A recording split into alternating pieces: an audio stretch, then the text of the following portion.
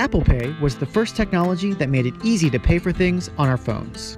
Apple Pay works fine if you live your life in McDonald's and Whole Foods, but not so well if you go to local shops, like here, my favorite florist.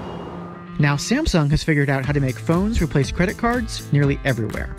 It's called Samsung Pay, and it's available starting this week on the latest Samsung phones, including the Galaxy S6, S6 Edge Plus, and Note 5, and it works with the MasterCard, Visa, or American Express cards we already use.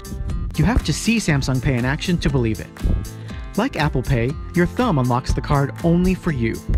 But with Samsung Pay, you can hold the phone over any typical cash register or card scanner, right where the plastic card usually gets swiped. Presto! The charge goes right through. How did they do that? Apple Pay and its new rival Android Pay use a technology called NFC that requires stores to have special gear. Samsung Pay has NFC too, but its main attraction is a new technology called Magnetic Secure Transmission, or MST. It generates magnetic fields, just like everyone's favorite X-Men villain, to trick credit card terminals into thinking you're swiping the old-fashioned way.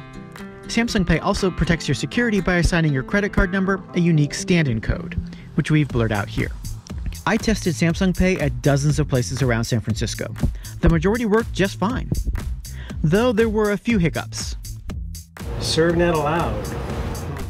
Samsung says it should work at more than 85% of stores in the US. Samsung Pay's problem is that it's awkward to use. I got the stink eye from plenty of merchants who thought I was some kind of con artist or hacker. Few had heard of it, and even if they had, they got uncomfortable when I reached over the till with my phone. Perhaps that awkwardness will fade over time as Samsung's mega marketing budget kicks in. Even then, Samsung, Apple, and all the tech companies that want to replace our wallets need to give us a good reason to use our phones instead of plastic.